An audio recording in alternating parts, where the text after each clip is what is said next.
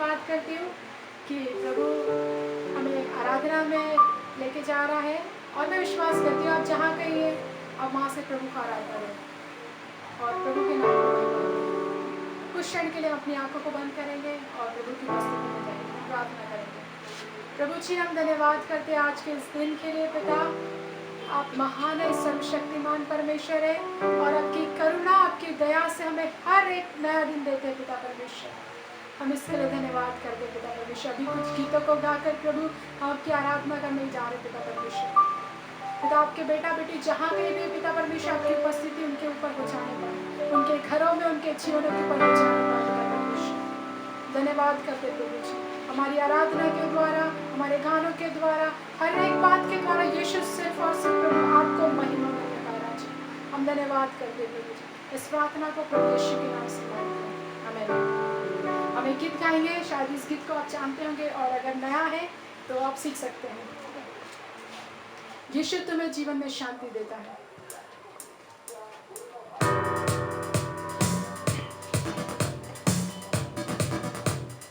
यीशु तुम्हें जीवन में शांति देता है। यीशु तुम्हें जीवन में शांति देता है। फिर तुम क्यों जीवन में अशांत रहते हो? फिर तुम क्यों जीवन में अशांत रहते हो? यीशु तुम्हें जीवन में शांति देता है। यीशु तुम्हें जीवन में शांति देता है। फिर तुम क्यों जीवन में अशांत रहते हो? फिर तुम क्यों जीवन में अशांत रहते हो? जीवन की निराशाओं में आशा देता है।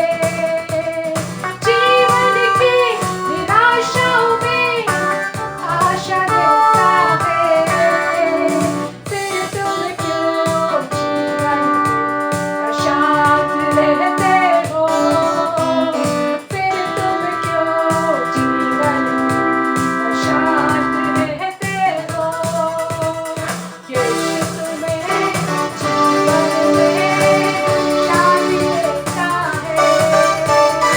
यीशु तुम्हें जीवन में शांति देता है। फिर तुम क्यों जीवन में अशांत रहते हो?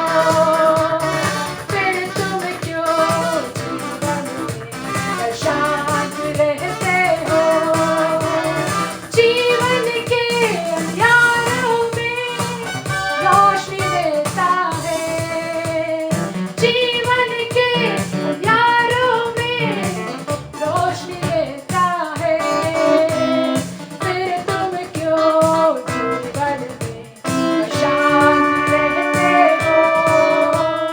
फिर तुम क्यों जीवन में अशांत रहते हो?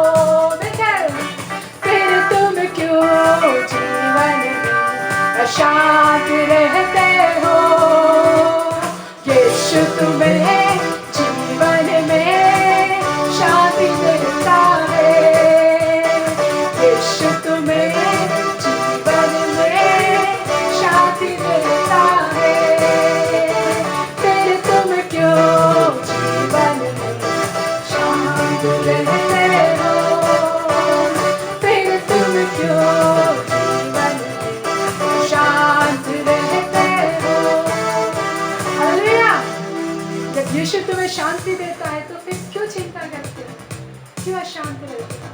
वचन इस प्रकार से बताता है कि तू अपना सारा बोझ, अपनी सारी चिंताओं को मुझ पर डाल दे, क्योंकि मुझको तेरा ध्यान है।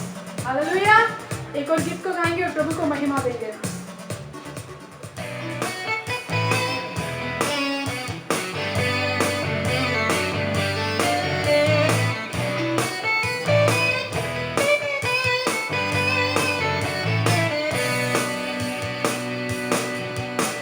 सदा मैं स्तुति करूंगा, सदा मैं सेवा करूंगा। मुझे बचाया यीशु ने, सदा मैं स्तुति करूंगा, सदा मैं स्तुति करूंगा। हालेलुया, सदा मैं सेवा करूंगा। हालेलुया, मुझे बचाया यीशु ने, सदा मैं स्तुति करूंगा। मुझे बचाने आया जब मैं गुनाहों में था, मुझे बचाने आया जब मैं गुनाहों में था। स्वर्ग को छोड़कर जगत में आया मुझे बचाने को, स्वर्ग को छोड़कर जगत में आया मुझे बचाने को। सदा मैं स्तुति करूंगा, सदा मैं सेवा करूंगा।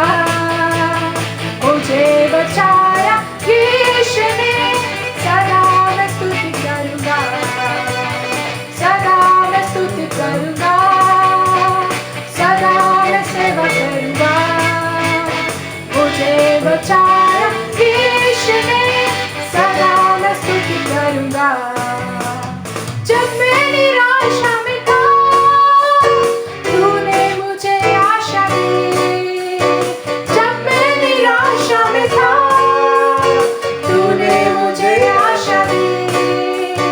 जगत में आया जीवन को दिया पवित्र प्रेमी यीशु, जगत में आया जीवन को दिया पवित्र प्रेमी यीशु। सदा मैं स्तुति करूंगा, सदा मैं सेवा करूंगा।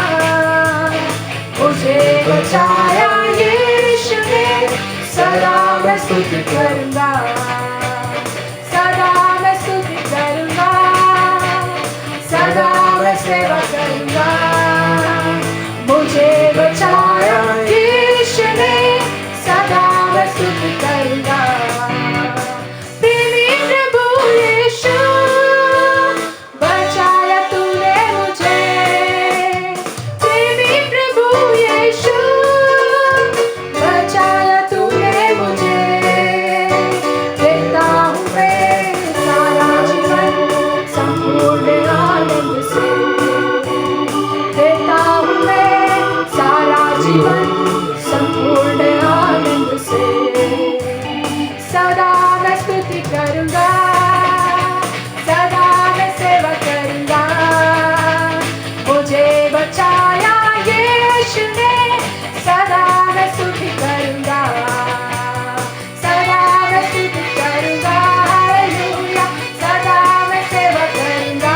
हालेलुया, मुझे बचाया यीशु ने, सदा मैं स्तुति करूंगा। ओह यस प्रभु, धन्यवाद। हमारा जीवन प्रभु आपकी स्तुति आराधना करते हुए बीतने पाए पिता परमेश्वर। जब समस्या हमारे चारों ओर है, परेशानी हमारे चारों ओर है, लेकिन प्रभु दाऊद प्रभु उन समस्याओं के बीच में, उन परेशानियों के बीच में जब उसके सम्मुख में शेर आ जाता था, डैनियल को जब उस सिंहों की मान में डाल दिया वो घबराया नहीं। जब पौलुस उस जंजीर के अंदर जकड़ा हुआ था, जेल के अंदर था, वो घबराया नहीं।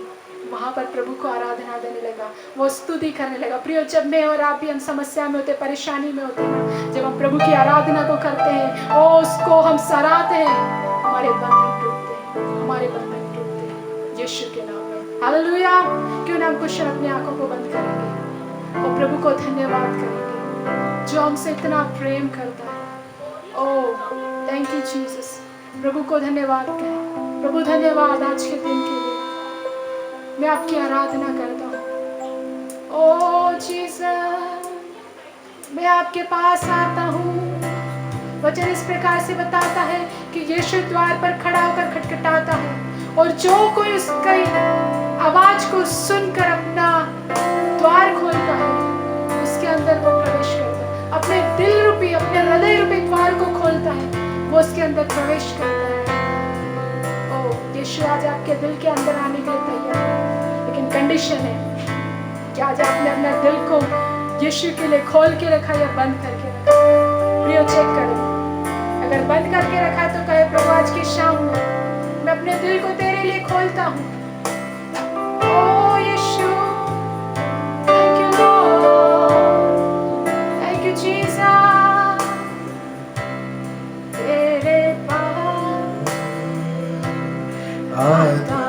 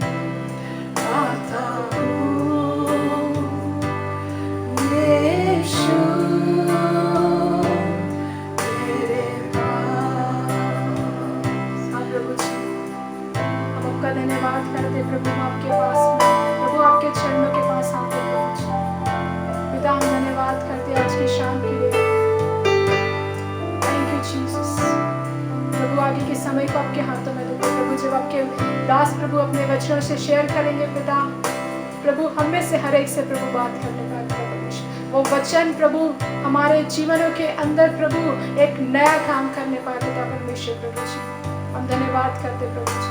अब अपने दास को पिता परमेश्वर हमारे जीवनों के लिए पिता इस्तेमाल करें। अपने वचन को भेज कर प्रभु जी हमारे हर एक के जीवनों को यीशु अपने वचनों के अनुसार प्रभु अब बनाए।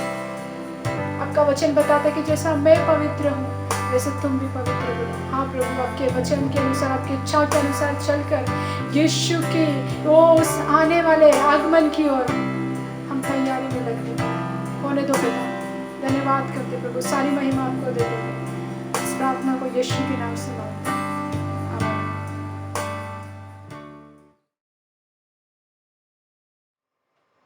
मसीह यीशु में आप सबको जय मसीह की। फिर एक बार फिर प्रभु के वचन को लेकर के आने का सौभाग्य प्रभु ने मुझे दिया। और ये दूसरा पार्ट है न्याय के विषय में। और न्याय हमने पहले पार्ट के अंदर इस प्रकार से स्वर्ग के अंदर जब तक सब कुछ सही था तब तक न्याय वहाँ पर नहीं आया। लेकिन जब लूसीफर के जीवन के अंदर घमंड आया और घमंड आने के कारण से उसको और बहुत सारे घमंड के साथ साथ में बहुत सारी बातें उसके अंदर जब परमेश्वर के खिलाफत हुई, उन सारी बातों को जब परमेश्वर ने देखा कि ये अब ये आउट ऑफ कंट्रोल में है, इस प्रकार से जब ने वो परमेश्वर पिता ने देखा कि ये मन उसका फूल गया है और उसके बाद उसको नीचे फेंक दिया गया।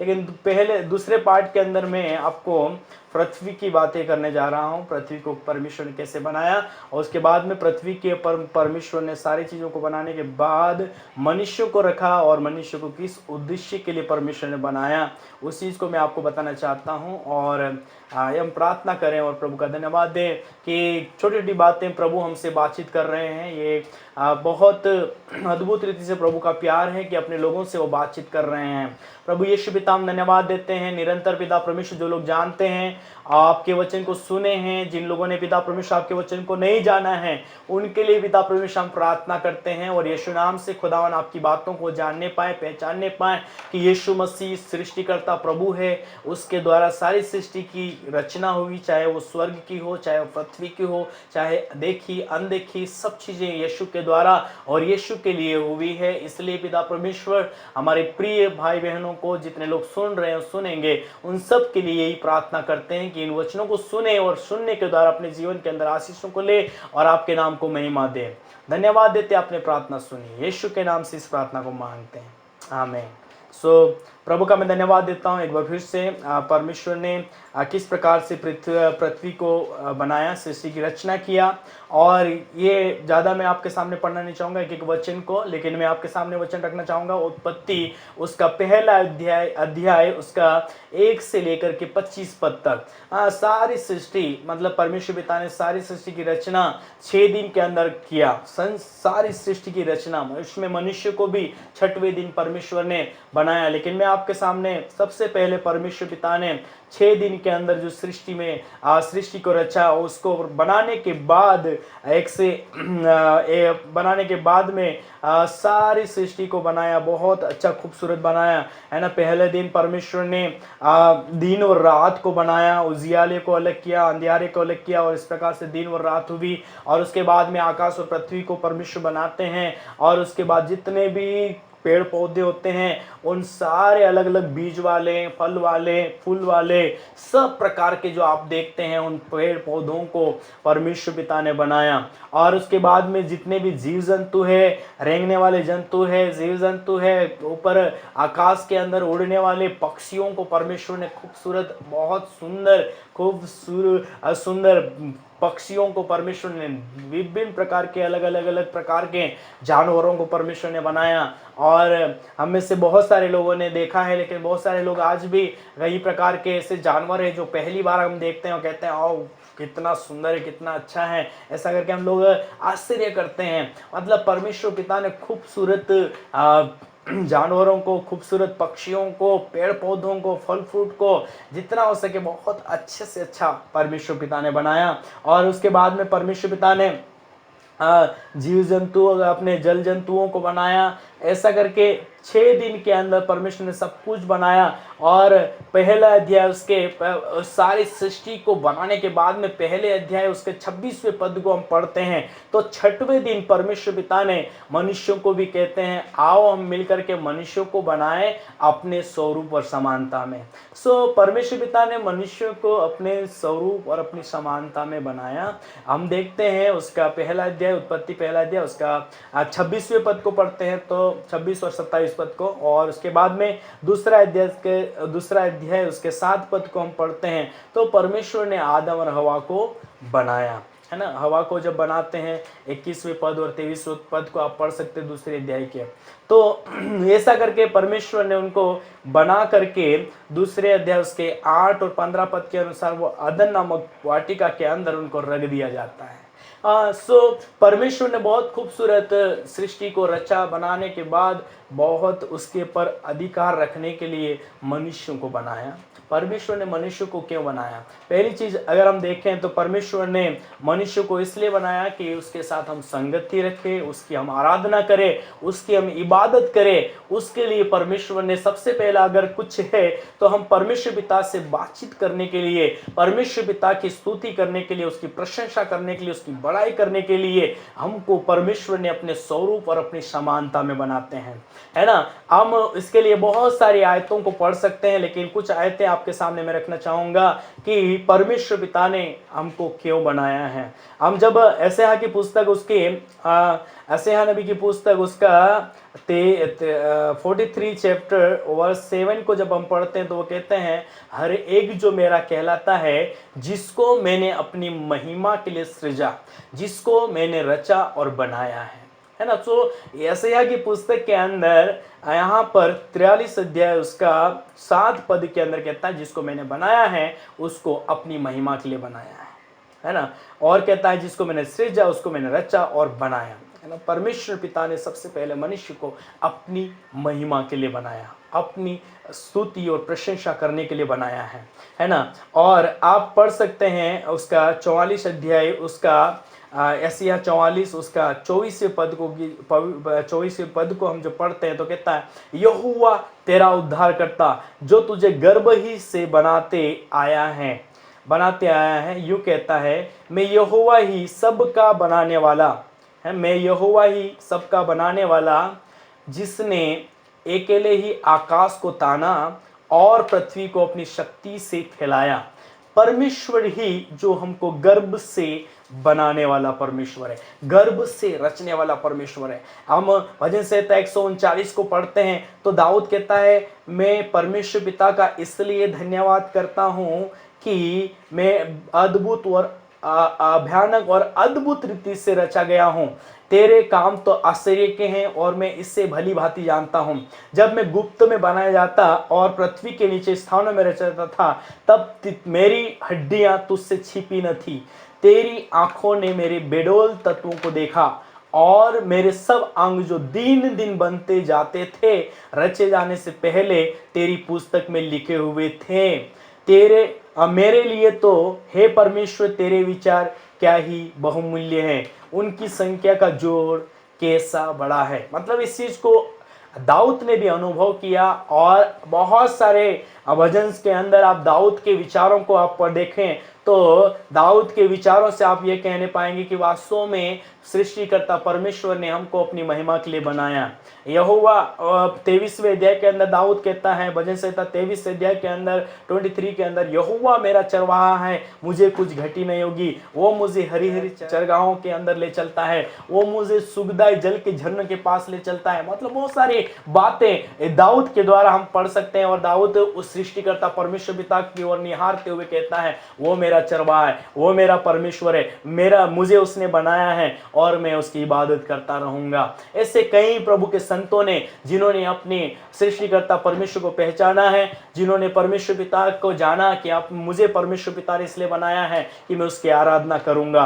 इसलिए 24 के 21 के अंदर भी आप पढ़ सकते हैं, वहां इजराइल से मतलब ऐसे अपना याकूब से परमेश्वर पिता बातचीत करते हैं और याकूब से इस प्रकार से प्रभु यीशु पिता बातचीत करते हैं। यशायाह की पुस्तक उसका 44 उसका 21 पद को, हे इजराइल, हे याकूब, इन बातों को स्मरण कर, तू मेरा दास है, मैंने तुझे रचा है। हे इजराइल, तू मेरा दास है, मैं तुझको ना भूलूंगा। और इस चीज को परमेश्वर भी वायदा करते हैं कि मैंने तुझको बनाया है, मैं तुमको कभी नहीं भूलूंगा, कभी नहीं छोड़ूंगा, कभी नहीं तुमको त्यागूंगा।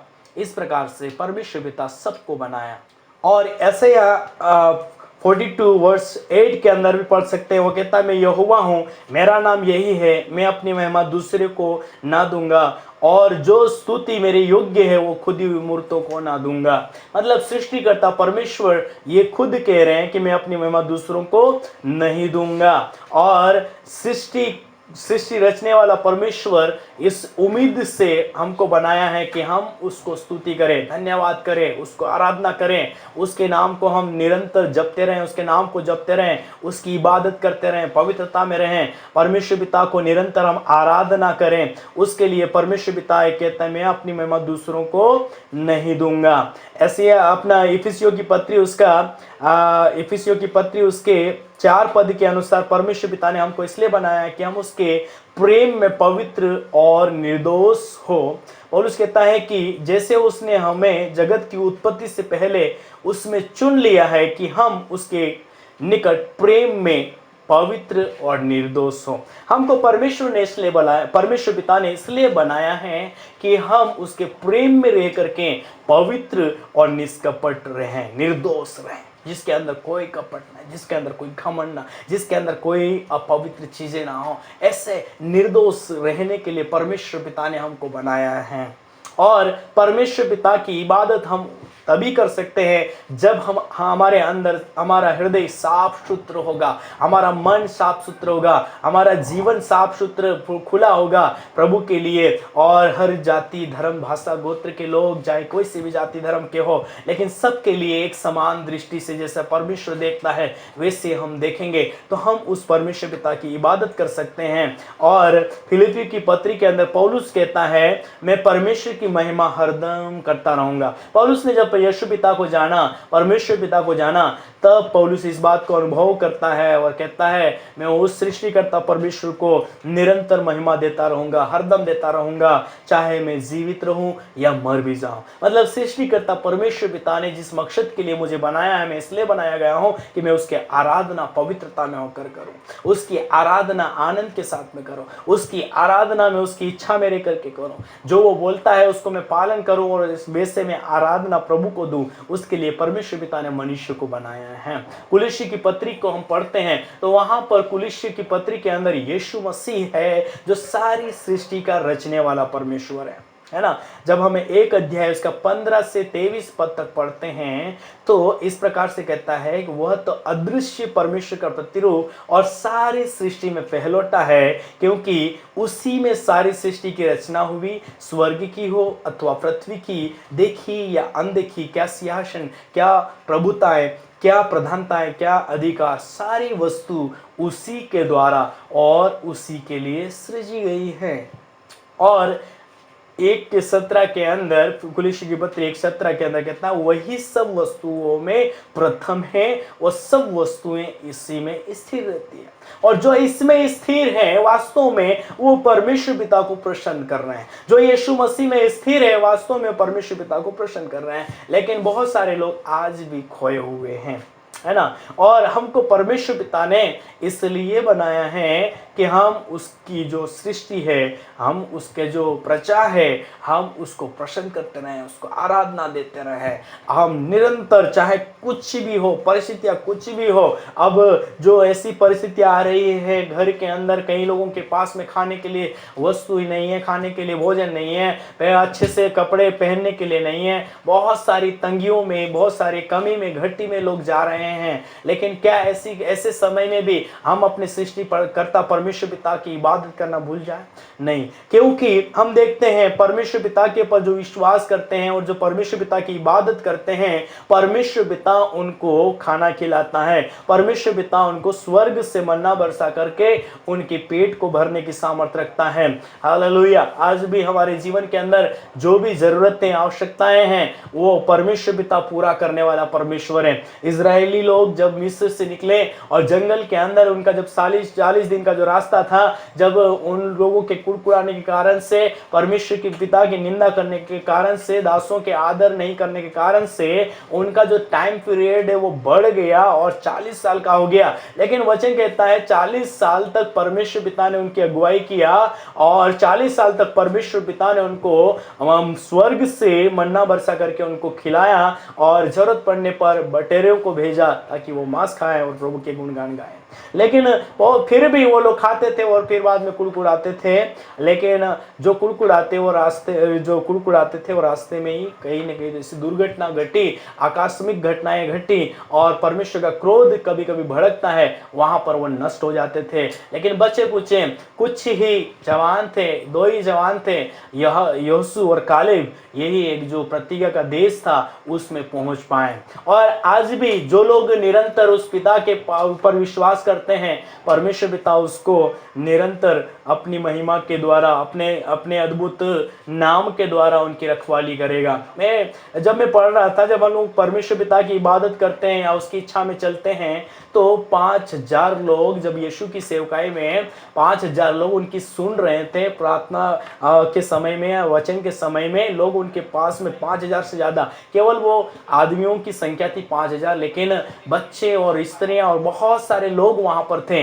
ऐसा माना जाए कम से कम लगभग बहुत सारे लोग बोलते हैं कम से कम 20-25 हजार से कम लोग नहीं होंगे वहां पर। और पता है वहां पर परमेश्वर प्रभु यीशु पिता ने 2 मछली और 5 रोटी से 5,000 लोगों को खिलाने की सामर्थ्य रखता है।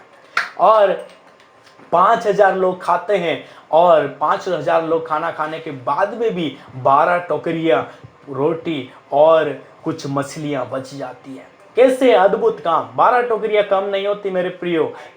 थी 2 मछली और 5 रोटी, लेकिन बची कितनी? 12 टोकरियां।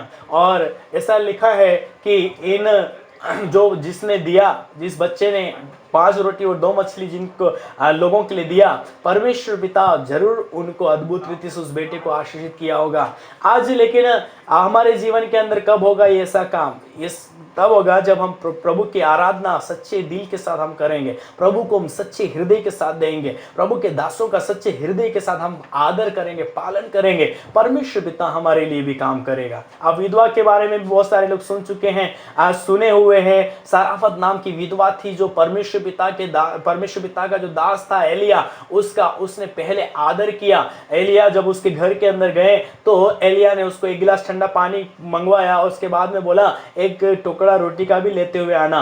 स्त्री के पास में जवाब था, और क्या मेरे पास में तो कुप्पी भर तेल और मुट्ठी भर आटा है, और इतना खाकर हम लोग आज खाएंगे और फिर मेरे बेटे के साथ मर जाऊंगी। क्योंकि वो अकाल का समय था, 3.5 साल का अकाल का समय था।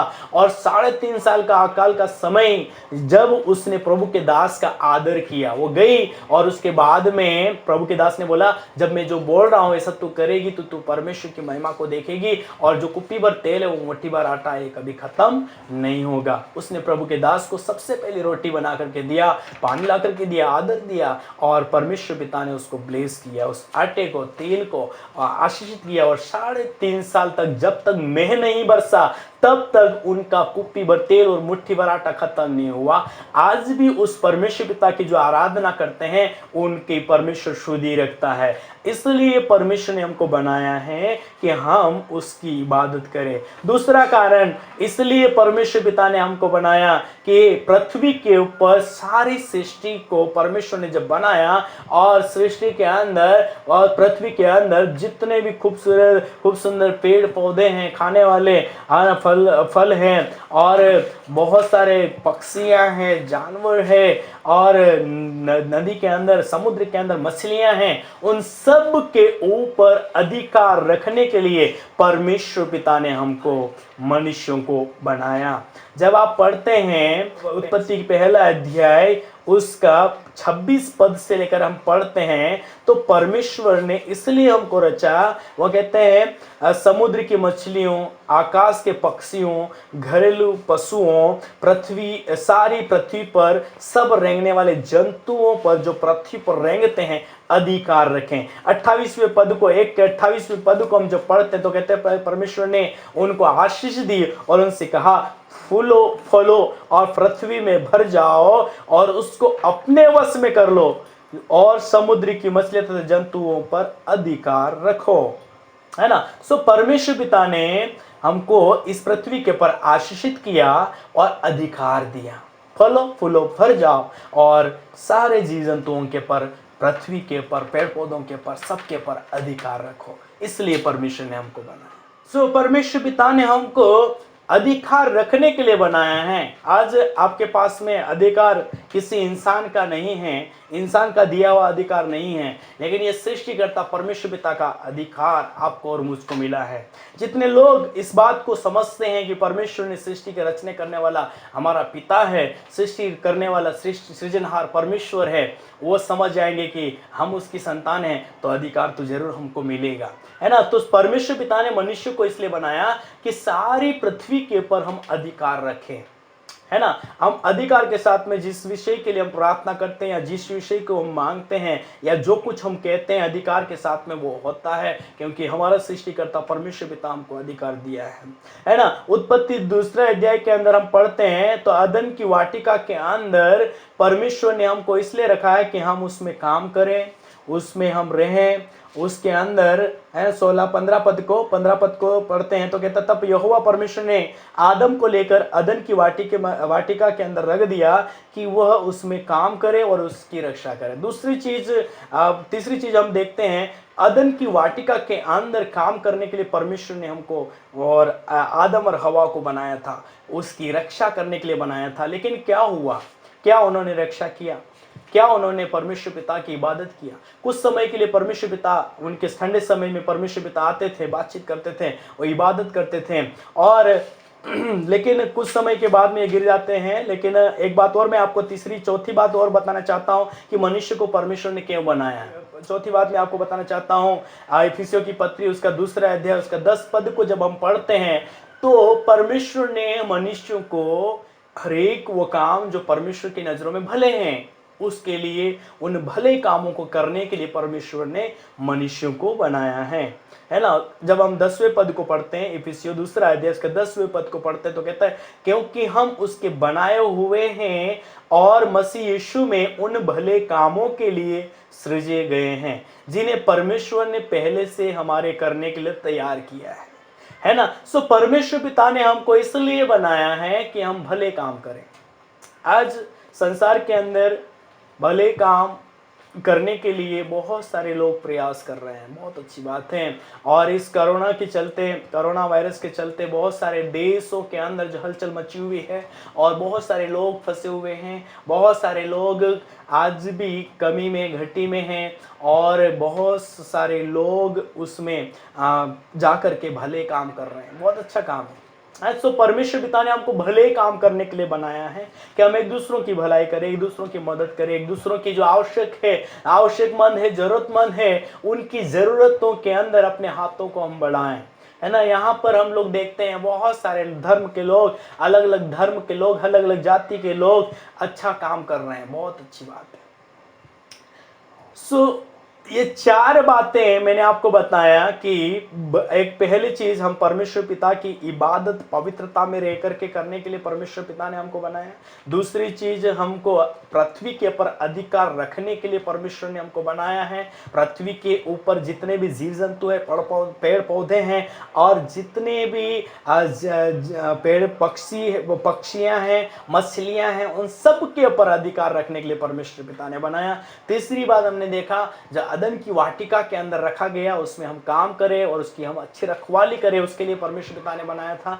और उसके बाद हम चौथे पॉइंट को देखते हैं तो भले कामों के लिए हम सृजे गए हैं। और आज के समय में भले कामों करने वालों की कमी नहीं है, लेकिन आज के समय में जितना भलाई के काम करते हैं उतना ही बुरे काम करने वालों की कमी भी नहीं है। मतलब मैं देखता हूं, अगर 100 में से कम 70% ऐसे लोग हैं जो बुराई को करने वाले, बुराई का चाहने वाले, या भलाई भी कर रहे हैं तो उसके अंदर अपने ही नाम को चाहते हैं। अगर अपना नाम नहीं है तो कुछ नहीं करते हैं, लेकिन नाम के लिए बहुत सारे लोग आगे बढ़ करके काम कर रहे हैं। तो भले काम अगर हम देखें तो यीशु मसीह के जीवन से हम देख सकते हैं, यीशु मसीह के जीवन से हम भले कामों को देख सकते हैं कि यीशु मसीह ने किस प्रकार से इस जीवन को जिया और कैसे वो जीवन को, जब उसको जीवन मिला तो उस जीवन को यीशु पिता ने पवित्रता में रह करके, वो गाली के बदले गाली नहीं दिया,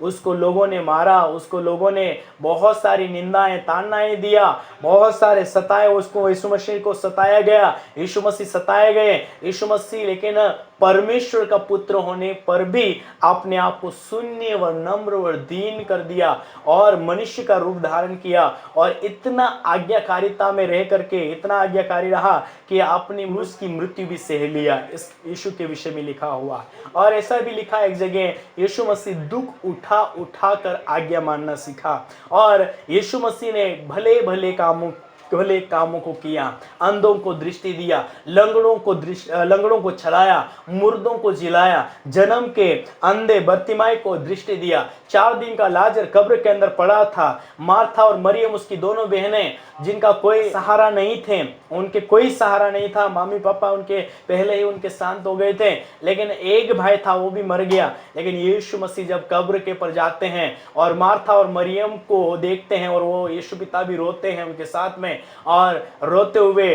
जब वो यीशु पिता कहते हैं कहाँ पर रखा है, हम चले वहाँ पर देखें, और वहाँ पर जाकर के यीशु पिता कहते हैं पत्थर को हटाओ जहाँ पर लाजर को रखा गया था। कब्र के पत्थर को हटाने के लिए बोला। बहुत सारे लोग बोलने लगे प्रभु इसके अंदर से अब दुर्गंध आती होगी, इसके अंदर से अब तो बदबू आती होगी, क्योंकि लाजर का मरे 4 दिन हो गया है। लेकिन यीशु मसीह कहता है मैं जो बोल रहा हूँ वैसे करो। और यीशु मसीह ने जैसा बोला वैसे लोगों ने किया, और लाजर को परमेश्वर पिता यीशु पिता ने अपनी आंखों को ऊपर उठाया परमेश्वर पिता की ओर से, और परमेश्वर पिता से कहते हैं पिता मैं जानता हूं तू पहले से मेरी सुनता है, लेकिन मैं इसलिए प्रार्थना कर रहा हूं कि ये लोग जो देख रहे हैं वो विश्वास करें कि मैं आपकी ओर से भेजा गया हूं। और यीशु मसीह इसलिए प्रार्थना करते हैं कि लोग जान लें कि सृष्टिकर्ता परमेश्वर पिता ने यीशु मसीह को इस धरती के ऊपर भेजा है।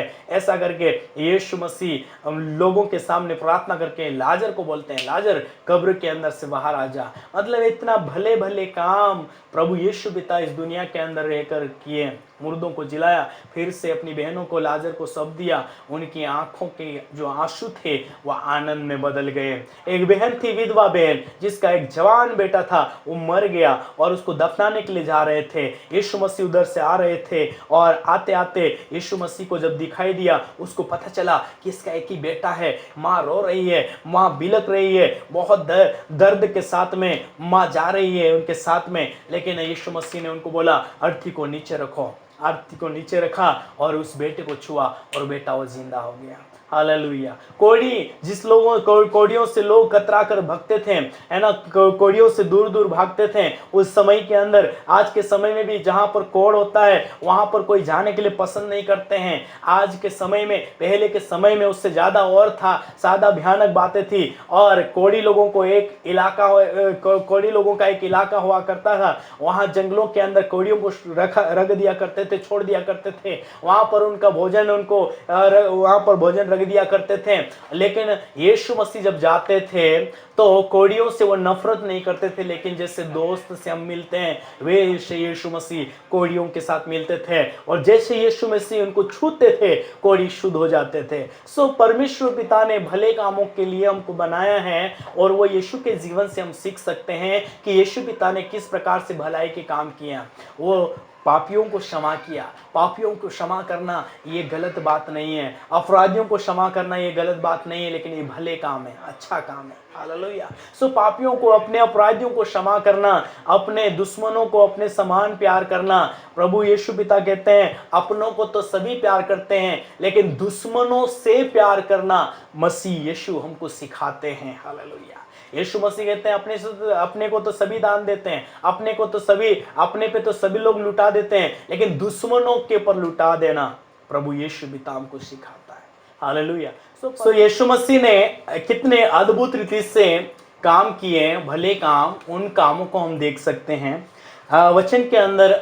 ऐसे अनगिनत मिराकल्स प्रभु यीशु पिता ने किए हैं जिनको हम गिन नहीं सकते हैं। बीमारों को चंगा किया, लंगड़ों को चलाया, मुर्दों को जिलाया, जन्म के अंधों को दृष्टि दिया, बहरों को सुनने की शक्ति दिया, दुष्टात्मा से ग्रसित लोगों को चंगाई दिया। ऐसे बड़े बड़े मिराकल्स प्रभु यीशु मसीह ने किया है, और ये भले काम थे। और बहुत सारे लोग यीशु पिता के इस भले कामों के विरोध में, उन्हीं के लोग, उन्हीं के समाज के, उन्हीं की जाति के लोग जो फरीसी शास्त्री लोग थे, अच्छे परमेश्वर पिता के नॉलेज, परमेश्वर पिता के बारे में जानते थे, सब कुछ वो व्यवस्था को जानने वाले ऐसे याजक, महायाजक लोग भी परमेश्वर पिता के या यीशु पिता के खिलाफत हो गए। क्योंकि यीशु पिता जो सप्त के दिन, जिस दिन कोई काम नहीं करना चाहिए, उस दिन भी प्रभु यीशु पिता कुबड़ी स्त्री को जब वो ठीक कर देता है, एक सूखे हाथ वाला आता है, उसके सूखा हाथ पूरी रीति से अच्छा हो जाता है। बहुत मिराकल्स, बड़े बड़े अद्भुत काम उस दिन होते हैं। 38 साल से जो एक व्यक्ति होता है जिसको प्रभु यीशु मसीह कहते हैं उठ और अपनी खाट उठा और चल फिर, ऐसा करके बहुत बड़े बड़े मिराकल्स प्रभु यीशु पिता ने किया, है ना। सो सारे कामों के खिलाफत याजक, महायाजक जितने भी थे वो लोग भी थे, लेकिन प्रभु यीशु मसीह उनसे कहते थे अगर आपका गाय और बैल या फिर कोई और गधा अगर उस दिन कुएं के अंदर गिर जाए तो क्या उस दिन तुम नहीं निकालोगे? मतलब ये एक अच्छा काम है, तो उसके भले वह सप्त का दिन हो, चाहे वह रविवार का दिन हो, चाहे वो कोई सा भी दिन हो, मतलब जो परमेश्वर पिता का जो पवित्र दिन, जिसको हम पवित्र दिन कहते हैं, और उस पवित्र दिन को इधर से इधर उठा करके कुछ नहीं रखना, और कुछ भी थोड़ा छोटा सा भी काम हमको उस दिन नहीं करना। मतलब कंप्लीटली हम उस पिता को, परमेश्वर को आराधना दे, परमेश्वर पिता को पवित्रता में रह करके उसको आराधना दे, लेकिन कोई काम ना करें। लेकिन प्रभु यीशु पिता बिल्कुल उनके ऑपोजिट में थे। वो हर एक उस दिन में भी हर एक जो बीमार व्यक्ति आते थे उनको चंगा करते थे, जो दुखी आते थे उनके दुख से उनको बाहर निकालते थे। मतलब वो भला काम करते थे, और इसलिए क्योंकि परमेश्वर पिता ने उनको इसीलिए रचा बनाया कि भले काम करे इस पृथ्वी के ऊपर आकर के, और वो दिखाए मनुष्यों को कि किस प्रकार से हमको भले काम करना है। और हम सीख सकते हैं मेरे प्रिय भाई और बहनों यीशु पिता के जीवन से। यीशु पिता ने अपने आप को इतना शून्य कर दिया, दीन कर दिया, नम्र कर दिया, और मनुष्य जाति के लिए इतना छोटा बन करके प्रभु के लिए काम करना शुरू किया, पिता के लिए काम करना शुरू किया। जब वो मिनिस्ट्री में जाने वाले थे, अब बपतिस्मा लिया, बपतिस्मा लेने के बाद में 40 दिन 40 रात तक वो जंगल के अंदर रहे। अपना सारा सुख विलास का जो सुख का जगह थी, उन सारी सुख की जगह को छोड़ करके परमेश्वर पिता के साथ में एकांत में समय बिताए, और एकांत में परमेश्वर पिता के साथ मिल करके वो पिता जो चाहते हैं उसको वो देख रहे होंगे, उससे पूछ रहे होंगे पिता क्या मुझे करना है, ऐसा करके पिता के साथ में बैठ करके पिता से बातचीत कर रहे होंगे। 40 दिन के अंदर सब कुछ त्याग करके। मेरे प्रियो, हमको भी भले काम अगर हमको समझ में नहीं आए, केवल भले काम ही नहीं करना है, लेकिन वैसा जीवन भी हमको जीना है जैसा यीशु पिता ने जिया। हाँ, बहुत सारे लोग केवल भला काम तो कर रहे हैं, लेकिन उनके जीवन के अंदर परिवर्तन नहीं है। मैं पहले भी बता चुका हूं, अगर हम भला काम करते हैं और अपने जीवन को जैसा परमेश्वर चाहता है वैसे नहीं रखते हैं, तो ये काम मेले चिथड़ों के समान है, ऐसा कहता है प्रभु का वचन। कहता है हमारे सब जो धार्मिकता के काम हैं जो हम करते हैं वो मेले चिथड़ों के समान है। अगर हम उसको पवित्रता में रहकर नहीं कर रहे हैं, अगर हम किसी को दे रहे हैं, अगर हमारे अंदर पवित्रता नहीं है, अगर हम किसी को दान दक्षिणा दे रहे हैं, चढ़ावा चढ़ा रहे हैं, हम सब कुछ कर रहे हैं, लेकिन पवित्रता नहीं है, प्रभु जैसा चाहता है उस आज्ञाकारिता में रहकर के हम नहीं करते हैं, तो वो सब कुछ व्यर्थ है और बेकार है। और इसलिए हम यीशु के जीवन के बारे में मैं आपको बता रहा हूं, क्योंकि कोई परफेक्ट नहीं है, लेकिन यीशु पिता एक ऐसे ईश्वर है जो परमेश्वर पिता की ओर से आए, और एक मरियम के जरिए वो इस पृथ्वी के ऊपर जन्म लिया। और यीशु पिता इस धरती के ऊपर कैसा जीवन हमको जीना है, कैसे हमको एक दूसरों की मदद करना है, कैसे हमको एक दूसरों की सहायता करना, कैसे हमको एक दूसरों के दुखों के अंदर सहभागी होना है, कैसे हमको कमी में जो घटी में जाते हैं उन लोगों की मदद करना है, कैसे पापी स्त्री को जिस प्रकार से फरीसी लोग मारने के लिए पत्थर लेकर उसको दौड़ रहे थे, और यीशु के पास में जाकर के वो गिर जाती, और यीशु पिता वहां पर लिखता है कि जो कोई पाप नहीं किया हो वो पहला पत्थर मारे। लेकिन सारे लोग, क्योंकि उनके अंदर कुछ न कुछ बुराइयां थी, पाप था, इसलिए सब लोग मुड़ करके वापस चले गए। लेकिन यीशु पिता ने कहा, हे स्त्री, क्या तुम्हारे पर किसी ने पत्थर नहीं मारा? स्त्री ने बोला, नहीं प्रभु, किसी ने नहीं मारा। प्रभु यीशु बोलता, मैं भी तुझे दोषी नहीं ठहराता हूं, लेकिन जा फिर पाप नहीं करना।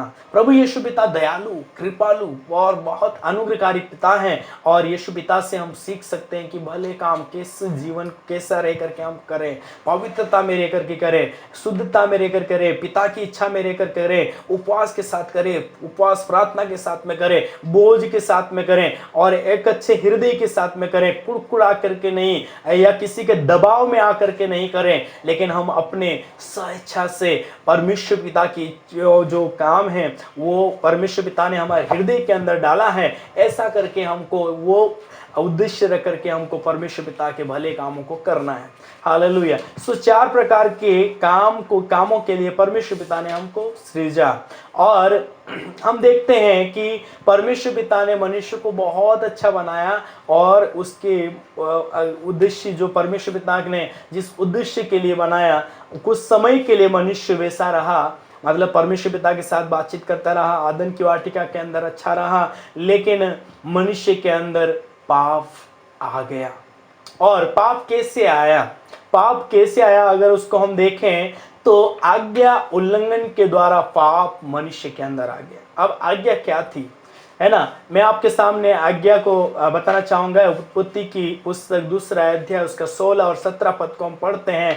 तो आज्ञा ये थी कि प्रभु ने, परमेश्वर पिता ने जब उसको बनाया और अदन की वाटिका के अंदर रखा, तब उसको बोला कि सब पेड़ों का तुम फल खा सकते हो, जितना तुम पेड़ यहाँ दिखते हैं, तुमको दिख रहे हैं, उन सब पेड़ों का फल तुम अच्छे से खाना, बहुत अच्छे से, कोई तुमको मना नहीं है। लेकिन वहां पर एक भले और बुरे और ज्ञान का वृक्ष था, उसको परमेश्वर पिता ने कहा कि इस फल को तुम कभी नहीं खाना। जब हम उसके 16 पद को पढ़ते हैं तो कहता है, और यहोवा परमेश्वर ने आदम को यह आज्ञा दी, तू वाटिका के सब वृक्षों का फल बिना खटके खा सकता है, पर भले या बुरे के ज्ञान का वृक्ष जो वृक्ष है उसका फल तू कभी ना खाना, क्योंकि जिस दिन तू उसका फल खाएगा उसी दिन अवश्य मर जाएगा।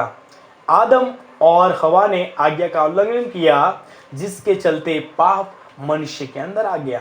कैसे? क्योंकि यहाँ पर आगे हम पढ़ते हैं तो आगे जब देखते हैं तो लूसीफर, जिसको परमेश्वर पिता ने स्वर्ग से, जो हमने पहले पार्ट के अंदर देखा, स्वर्ग से उसको नीचे फेंक दिया, वही लूसीफर अब परमेश्वर पिता और मनुष्य के बीच में बेर या दीवार को खड़ी करने का काम कर रहा है। या परमेश्वर पिता और मनुष्य के बीच में जो संबंध है, जो पवित्रता का संबंध है, जो आज्ञा पालन वाला संबंध है, प्रेम के द्वारा ये इबादत कर रहे हैं, परमेश्वर पिता से मिलते हैं, प्रेम के द्वारा ये बंधन बंधा हुआ संगति है प्रभु के साथ में। लेकिन उस संगति को तोड़ने के लिए एक बात जिसको परमेश्वर पिता ने मना किया था, उसको करने के लिए शैतान उस्काता है ना। और हम पढ़ सकते हैं उत्पत्ति की पुस्तक के अंदर 3 का पहला पद को हम पढ़े तो कहता है, यहोवा परमेश्वर ने जितने बनेले पशु बनाए थे उनमें सब में सर्प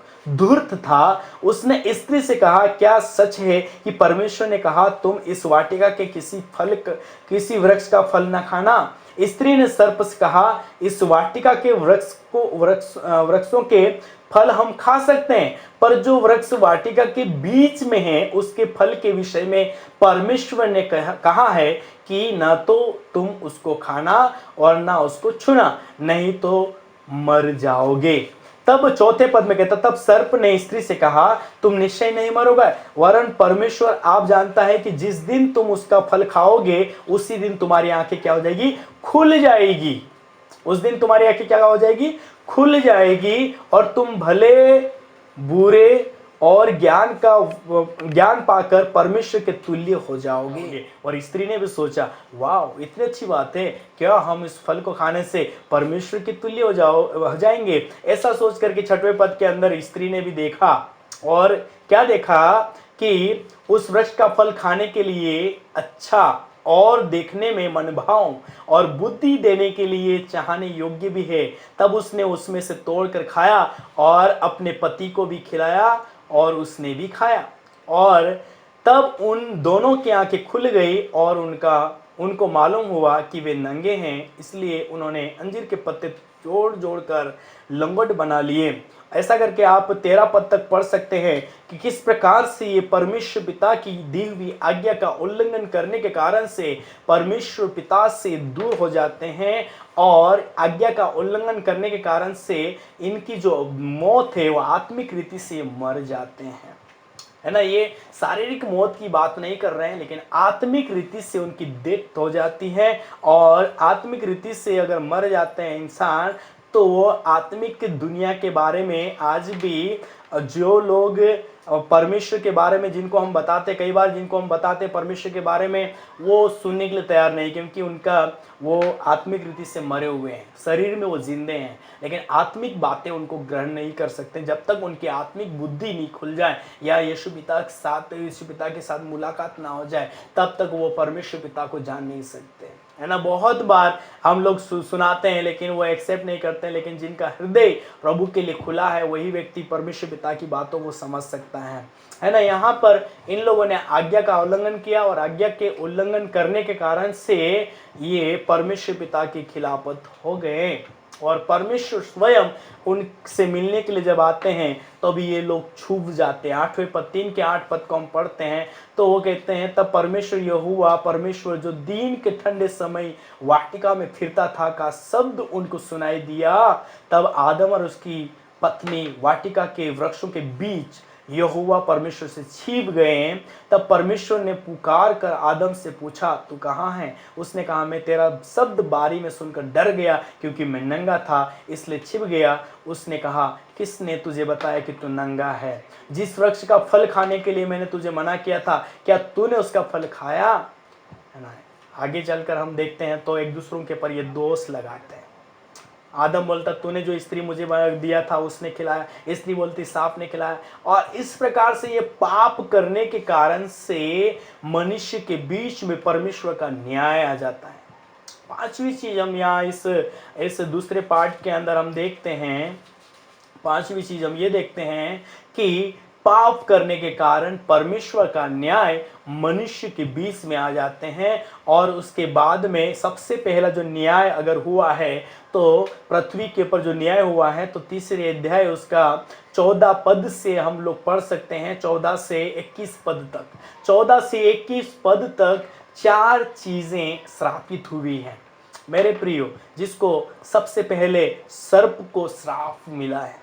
आप उत्पत्ति तीसरा अध्याय उसका 14 पद को जब पढ़ेंगे तो सर्प को श्राप मिला। उसके बाद हम देखते हैं तब यहोवा परमेश्वर ने सर्प से कहा, तूने जो यह किया है इसलिए तू सब घरेलू पशुओं और सब बनेले पशुओं से अधिक शापित है। तू पेट के बल चला करेगा और जीवन भर मिट्टी चाटता रहेगा।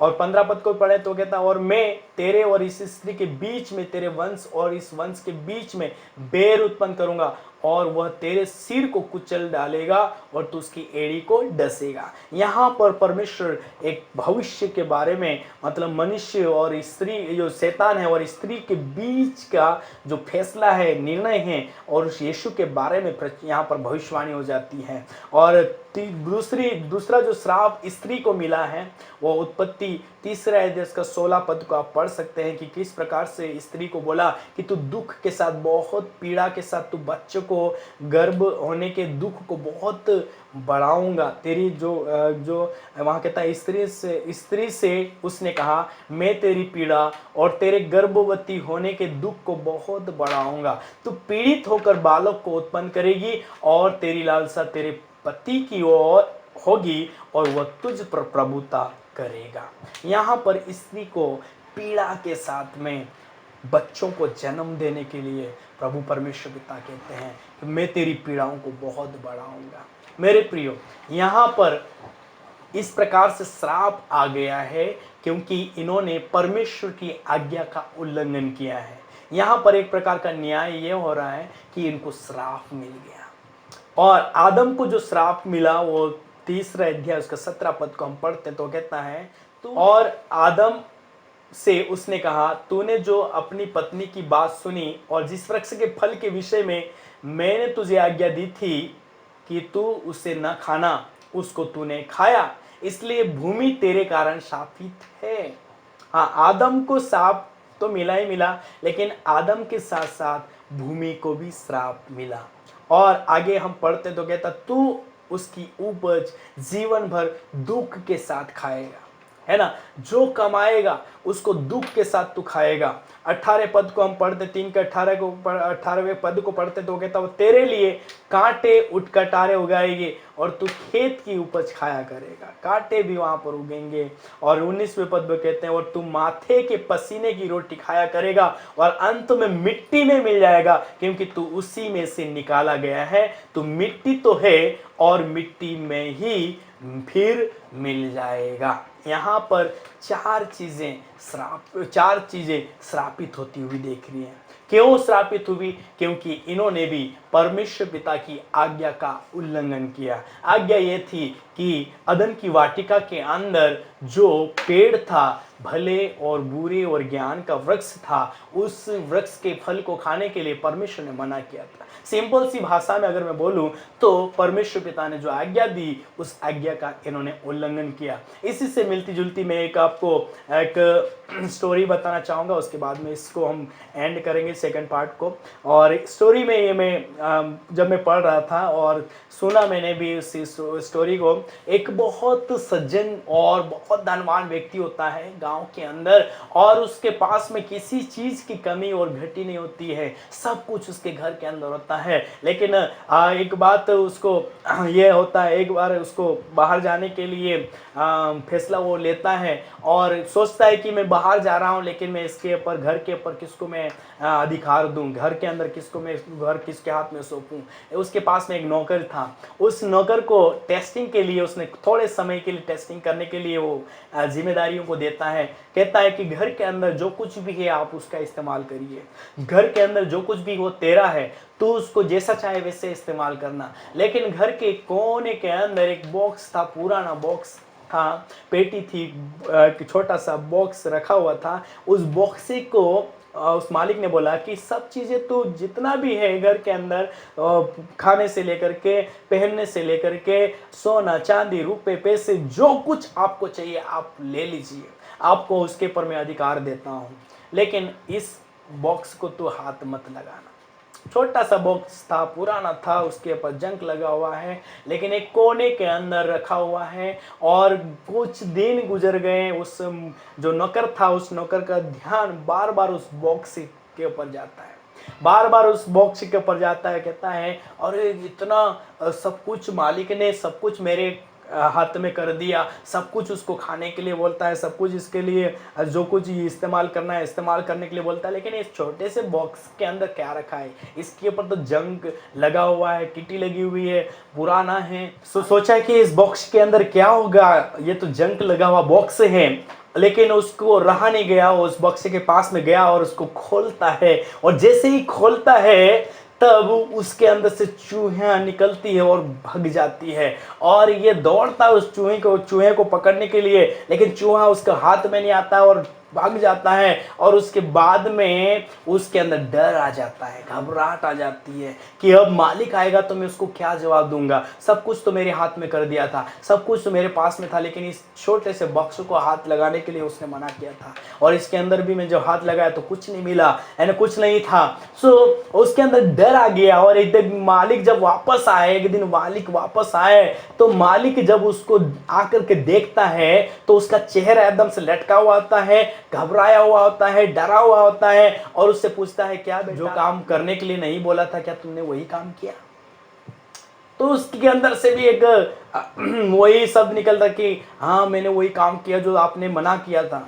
और इस प्रकार से उसको जो अधिकारी उसको होना चाहिए था घर के ऊपर, वो तो टेस्टिंग कर रहा था कुछ समय के लिए, उसके बाद में उसको वो पूरा अधिकार उसको देना था। लेकिन मेरे प्रिय भाई और बहनों, ऐसे ही परमेश्वर पिता ने आदम और हवा को अदन की वाटिका के अंदर रखा कि इनका भी परीक्षा के समय के अंदर इन लोगों ने भी विश्वास योग्य नहीं रहे और पाप में गिर गए। और वैसे जैसे इस मनुष्य ने क्या किया, जिसको हाथ नहीं लगाना था, जिसको छूना नहीं था, और सब चीज़ों के ऊपर उसको अधिकार मिला, लेकिन इसने उसी बॉक्स को हाथ लगाया जिसको छूने के लिए मना किया था, और उसको मालिक ने उसको उसके घर से निकाल दिया। और उसके वैसे ही हम लोग इस उत्पत्ति के अंदर भी हम देखते हैं कि मनुष्य को परमेश्वर ने बहुत सुंदर बगीचा बना करके उसको बगीचे के अंदर रखा, लेकिन उस बगीचे के अंदर रहते रहते रहते रहते उन्होंने क्या किया, जो परमेश्वर पिता ने मना किया उसको वो खाने के द्वारा, फल खाने के द्वारा पाप में गिर गए। और 19वें पद को अपने 21वें पद को हम पढ़े तो वो कहते हैं, और यहोवा परमेश्वर ने आदम और उसकी पत्नी के लिए चमड़े के अंगरखे बनाकर उनको पहना दिए। और आगे जब आप पढ़ते हैं 5वीं बात अगर हम इसमें देखें तो उनको अदन की वाटिका के अंदर से पाप करने के कारण परमेश्वर ने आदम और हवा को अदन की वाटिका से बाहर निकाल देते हैं। और बाहर निकाल देते हैं। आप एक उसका 22 पद, तीसरा अध्याय का 22 से 24 पद तक आप पढ़ सकते हैं, है ना। यहाँ पर इस प्रकार से कहता है, फिर यहोवा परमेश्वर ने कहा, मनुष्य भले बुरे का ज्ञान पाकर हम में से एक के समान हो गया है, इसलिए अब ऐसा ना हो कि वह हाथ बढ़ाकर जीवन के वृक्ष का फल भी तोड़ के खा ले और सदा जीवित रहे। इसलिए यहोवा परमेश्वर ने उसको आदन की वाटिका से निकाल दिया कि वह उस भूमि पर खेती करे जिसमें से वह बनाया गया था। इसलिए आदम को उसने निकाल दिया और जीवन के वृक्ष के मार्ग का पहरा देने के लिए आदन की वाटिका के पूर्व की ओर करूबों को और चारों ओर घूमने वाली ज्वालामयी तलवार को भी नियुक्त कर दिया, है ना। उसकी रखवाली करने के लिए, जो जीवन का मार्ग है, पहरा देने के लिए करूबों को और जो ज्वालामयी तलवार है, उस तलवार को नियुक्त कर दिया कि उसमें रखवाली करें। इसलिए क्योंकि वहाँ पर जो जीवन का वृक्ष है, कहीं ऐसा ना हो कि उसका फल खा लें और ये अमर हो जाएं, पापमय। इसलिए मेरे प्रिय भाई और बहनों, इन लोगों ने जो पाप किया, इसलिए इनको भी आदम की वाटिका के अंदर से बाहर निकाला गया। आदम और हवा को परमेश्वर ने, हम सबको परमेश्वर ने इसलिए बनाया है कि हम उसकी इबादत करें, हम उसकी तारीफ करें। और मैं सोचता हूँ यहाँ पर जिस प्रकार से आदम और हवा ने कोशिश तो किया अपनी अपनी नग्नता को ढकने के लिए, और बहुत कोशिश किया। अंजीर के वृक्ष होता है, उनकी पत्तियों को तोड़ते हैं, पत्तियों को तोड़ने के बाद में लंगोट बनाते हैं और अपनी नग्नता को ढांपते हैं। ये नग्नता को ढांपने के लिए भारी कोशिश करते हैं, लेकिन उनकी नग्नता नहीं छुपती है। आज भी मेरे प्रिय भाई और बहनों, हम देखते हैं जो चोरी करने वाला होता है, वो उनकी मुंडी जब लोगों के सामने होकर जाते हैं तो सिर उनका झुक जाता है, शर्मिंदगी के कारण से निंदा उनकी होती है समाज के अंदर। देखो ये चोरी करने वाला, देखो ये व्यभिचारिणी बहन, देखो ये व्यभिचार भाई है, देखो ये पापी है, देखो ये हत्यारा है, देखो ये चोरी करने वाला है, देखो ये भाइयों से बैर रखने वाला है। इस प्रकार से बहुत सारे अलग अलग काम करने वाले लोग होते हैं, उनकी निंदाएं होती हैं, और वो लोग भी अपने आप को ऐसे शर्मिंदगी महसूस करते हैं, अपने आप को भी ऐसे शर्मिंदगी में महसूस करते हैं, है ना। बहुत सारे, कई बार हमको लगा अरे मैंने ऐसा काम किया, हमारा एकदम से वो लोगों के सामने जाने का हिम्मत हमको नहीं होता है, डर हमारे अंदर आ जाता है, भय हमारे अंदर होता है, हमको निंदाएं सुनने के लिए हम कई बार तैयार नहीं होते क्योंकि हमने वो काम किया है। वैसे ही आदम और हवा ने वो काम किए हैं जो परमेश्वर पिता की नज़रों में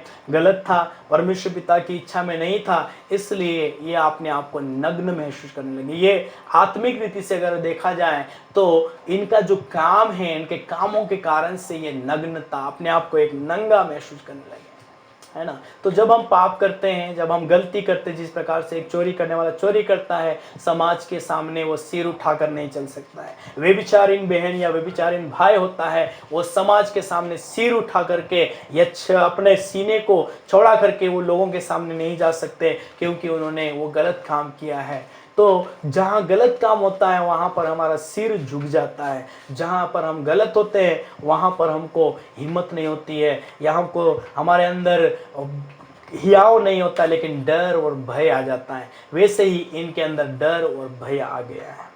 ये दूसरा पार्ट था। तीसरा पार्ट हम लोग और अद्भुत रीति से तीसरे पार्ट को हम आगे सुनेंगे कि किस प्रकार से जो आदम की वाटिका के अंदर से लोगों को, जो आदम और हवा को निकाल दिया गया, और उसके बाद में जो जनरेशन बढ़ी, उनके बाद में जो जनसंख्या बढ़ी, उसके बाद क्या हुआ, उसके बाद में क्या ये सिलसिला केवल पाप करते रहे या पाप में जीवन जी करके खत्म हो जाएंगे? नहीं, उसके आगे और कुछ अद्भुत आपके लिए, मेरे लिए प्रावधान है परमेश्वर की ओर से।